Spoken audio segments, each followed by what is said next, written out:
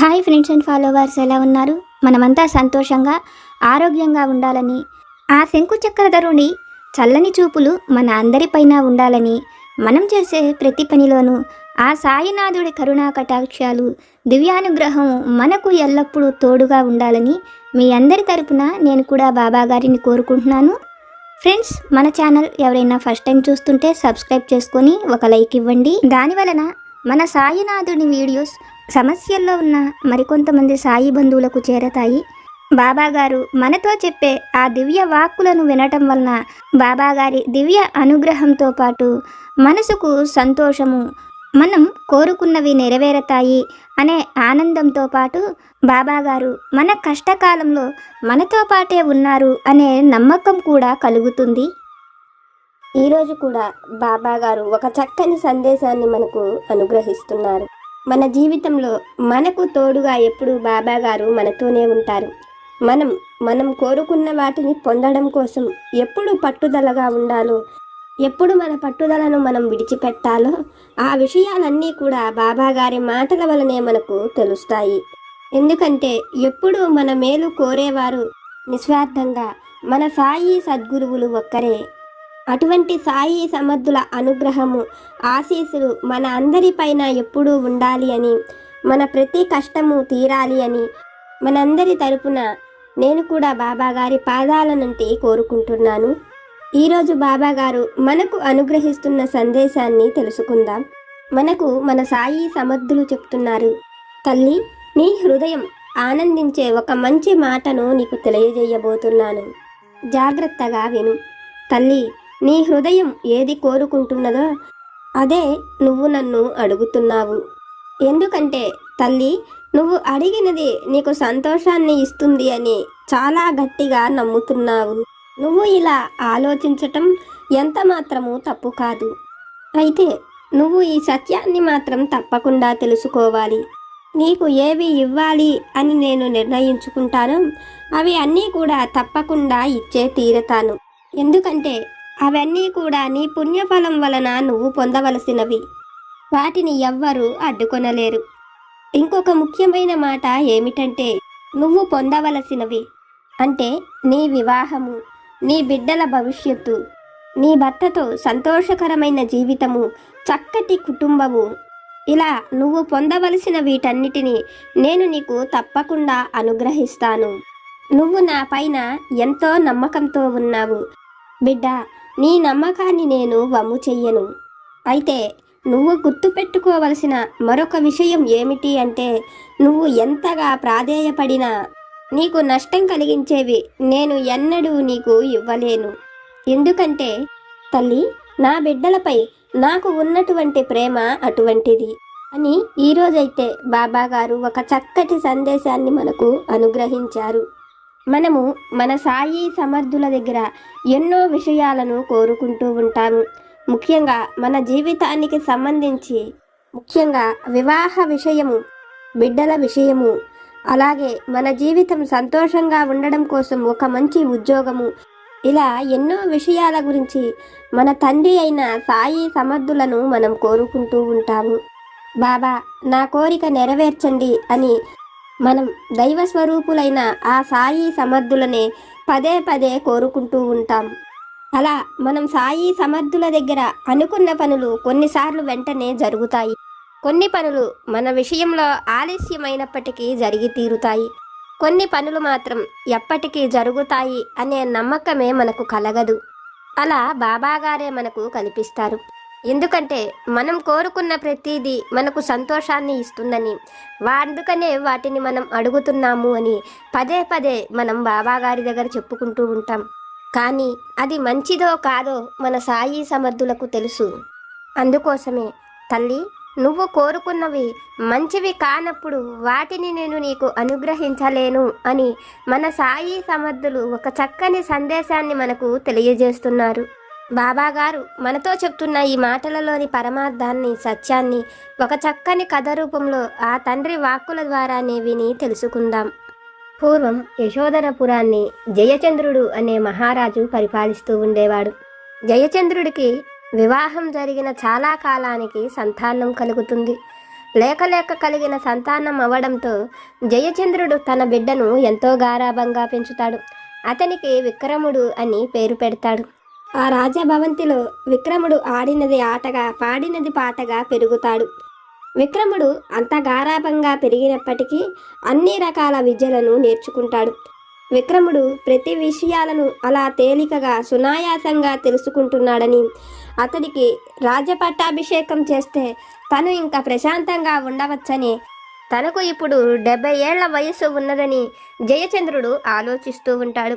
అయితే విక్రముడు మాత్రం తనకు 20 ఏళ్ళు కూడా లేవని, ఇంకొంతకాలం ప్రశాంతంగా జీవితాన్ని సాగించిన తరువాత అప్పుడు అతను రాజపట్టాభిషేకం చేసుకోవాలని, అలా కాకుండా ముందే తను రాజైతే రాజ్యభారమంతా కూడా తనపైనే పడుతుందని, తన స్వేచ్ఛను స్వతంత్రాన్ని కోల్పోవలసి వస్తుందని ఆలోచించిన విక్రముడు తండ్రితో తను ఇప్పుడే రాజ్యపట్టాభిషేకం చేసుకోలేనని, తండ్రినే కొన్నాళ్ళు పరిపాలించమని జయచంద్రుడితో చెప్తాడు.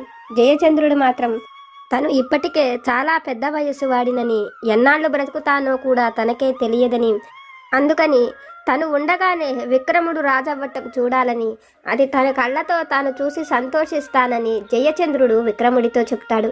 అయితే జయచంద్రుడికి జాతకాలన్నా పండితులన్నా కూడా ఎంతో గొప్ప నమ్మకము. వాళ్ళు చెప్పే ప్రతి మాటను కూడా అతను తప్పక నమ్ముతాడు. ఇది ఆలోచించిన విక్రముడు తన తండ్రి వయస్సు 100 సంవత్సరాలు ఉందని జాతకంలో చెప్పిస్తే ఇంకా అతనే రాజుగా ఉంటాడని, ఇతను కొన్నాళ్ళు ప్రశాంతంగా ఉండవచ్చని ఆలోచించి తన రాజ ఆస్థానంలోని కొంతమంది పండితుల చేత తన తండ్రి అయిన జయచంద్రుడికి నిండు 100 ఏళ్ల ఆయుష్ ఉందని చెప్పమని, అలా చెప్పటం వలన వాళ్లకు ఎన్నో విలువైన బహుమతులను ఇస్తానని, లేని పక్షంలో అతను రాజైన తరువాత వాళ్లను తప్పకుండా కఠినంగా శిక్షిస్తానని చెప్తాడు.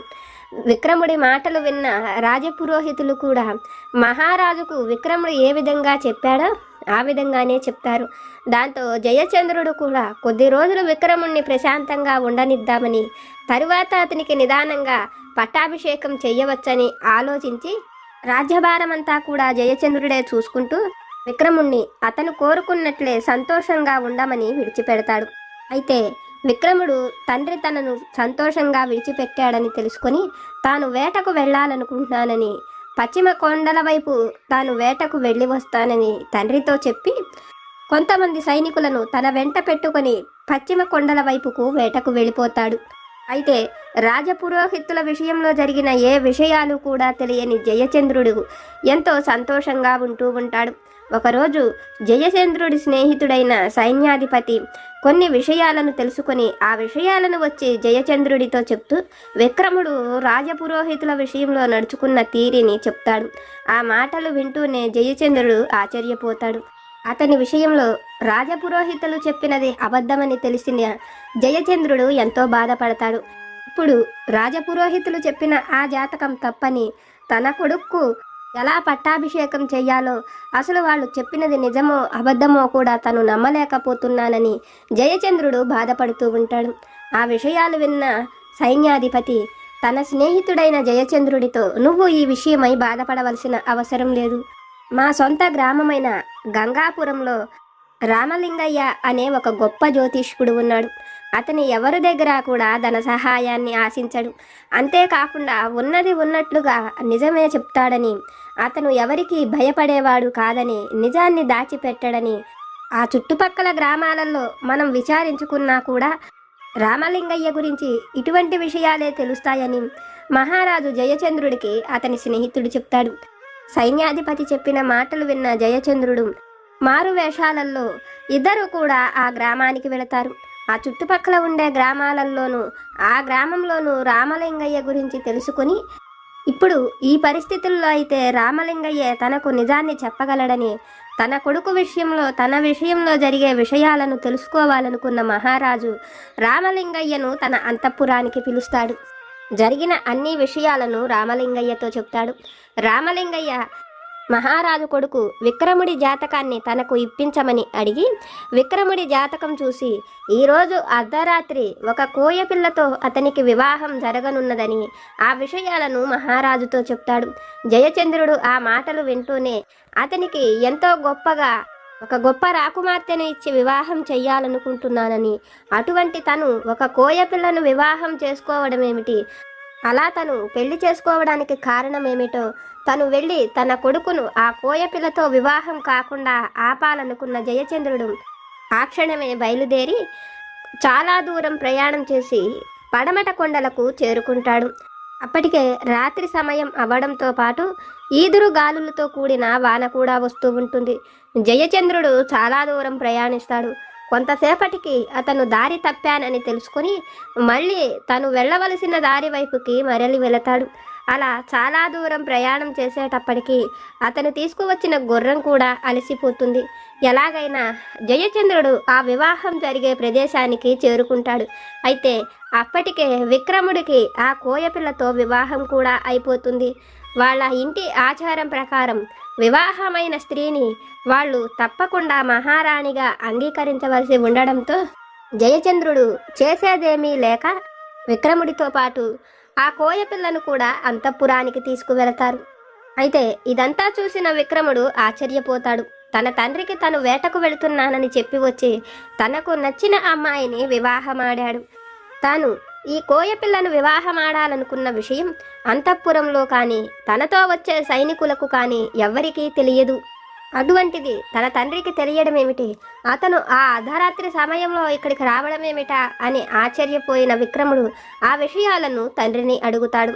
విక్రముడి మాటలు విన్న జయచంద్రుడు అతని జాతకంలో ఈరోజు రాత్రికి వివాహం జరగబోతున్నది అన్న విషయాలను రామలింగయ్య చెప్పాడని, అందువలనే అతను ఆ అడవికి రాగలిగానని ఆ విషయాలను చెప్తూ రామలింగయ్య చెప్పిన దాని మీదనే ఈ పట్టాభిషేకం చెయ్యాలో లేదో నిర్ణయించుకుంటానని, రామలింగయ్య తనకు ఇంకా కొంతకాలం సమయం ఉన్నది అని తెలియజేస్తే కనుక అతనికి ఇప్పుడే పట్టాభిషేకం చెయ్యనని, లేని పక్షంలో అతనికి తప్పక పట్టాభిషేకం చేస్తానని విక్రముడికి అన్ని విషయాలను చెప్తాడు. విక్రముడు ఆ మాటలు వింటూనే వచ్చిన వ్యక్తి సామాన్యుడు కాదని, ఎక్కడో అడవిలో జరిగే వివాహాన్ని కూడా ఏ సమయంలో జరుగుతున్నదో ఎవరితో జరుగుతున్నదో కూడా అన్ని విషయాలను చెప్పగలిగాడంటే అతను నిజంగానే గొప్ప పురోహితుడని, కాబట్టి తన తండ్రి అతను ఏది చెప్తే అది తప్పకుండా చేస్తాడు కనుక అతను వెళ్ళి రామలింగయ్యతో ఎలాగైనా మాట్లాడాలని, తను అప్పుడే పట్టాభిషేకం చేసుకోకూడదనుకుంటున్న విక్రముడు ఆ విషయాలను వెళ్ళి రామలింగయ్యతో చెప్తాడు. అతనికి కోరినంత ధనాన్ని ఇస్తానని, అలా కాని పక్షంలో అతను మహారాజు అయిన తర్వాత రామలింగయ్య కఠినమైన శిక్షను పొందవలసి ఉంటుందని రామలింగయ్యకు గట్టిగా చెప్పి వస్తాడు. రామలింగయ్య మాత్రం విక్రముడు చెప్పిన ఏ మాటలను కూడా పట్టించుకోడు. వాళ్ళ ఇద్దరి జాతకాన్ని పరిశీలించి రామలింగయ్య విక్రముడికి తప్పకుండా పట్టాభిషేకం చెయ్యాలని, జయచంద్రుడు ఎక్కువ కాలం బ్రతకడని, అతని ఆయుర్దాయం 6 నెలల కంటే లేదని చెప్తాడు. ఆ మాటలు వింటూనే జయచంద్రుడు ఎంతగానో బాధపడతాడు.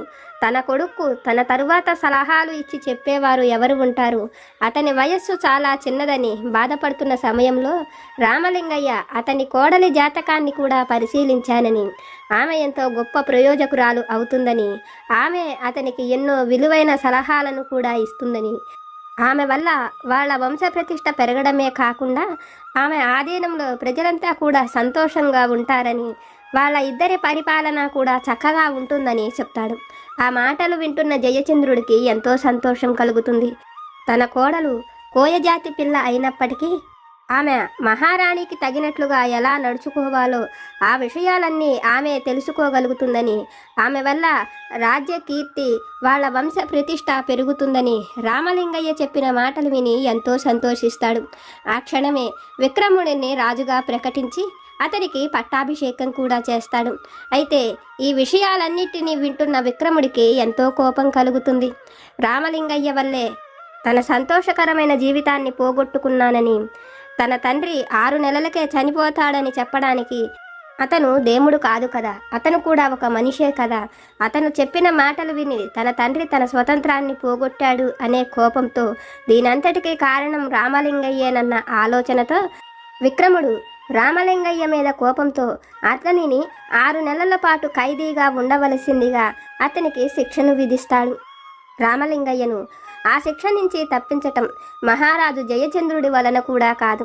అయితే ఒకరోజు రామలింగయ్య చెరసాలలో ఉన్నప్పుడు మహారాజు జయచంద్రుడు అక్కడకు వచ్చి తాను రామలింగయ్య విషయంలో ఏమీ చెయ్యలేకపోతున్నానని, తన కొడుకు ఎంతగానో నచ్చ చెప్పాలని ప్రయత్నించాను, కానీ ఈ విషయమై విక్రముడు ఒప్పుకోవటం లేదని, అతడిని తప్పించలేకపోతున్నానని, తనకు మేలు చేసినప్పటికీ రామలింగయ్య అనవసరంగా శిక్షను అనుభవిస్తున్నాడని జయచంద్రుడు ఎంతగానో బాధపడుతూ ఉంటాడు.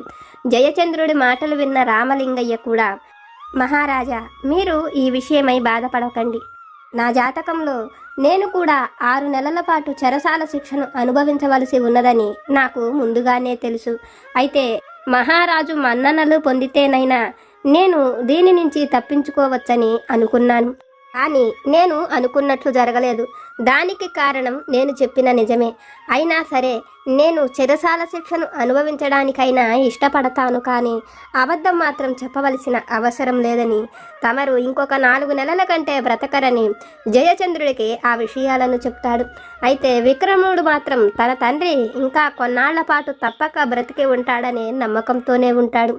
అయితే ఒకరోజు మహారాజు జయచంద్రుడు విక్రముడికి జరిగిన విషయాలను చెప్పి ఎలాగైనా రామలింగయ్యను విడిచిపెట్టమని అడుగుతాడు.